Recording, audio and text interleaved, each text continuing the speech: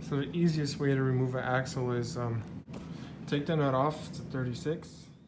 I just pull these 4 bolts underneath off, and then this whole thing can come off out the way enough to where you can pop this off.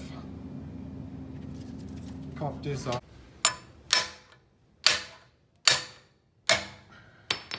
Should be enough. Put this back on so you don't mess up the thread on there, so you can put it back on.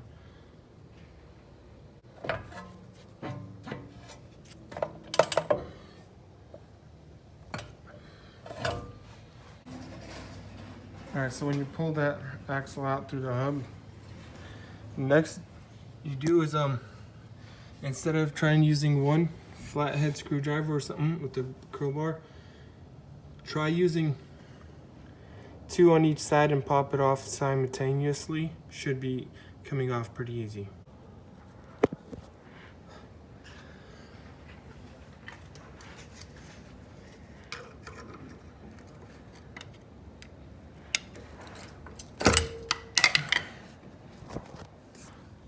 And that right there is the easiest way to pop it off, because if you try doing it with one screwdriver, it's gonna take you a really long time. This way, it pops off the O-ring, and it should be easy to pull out.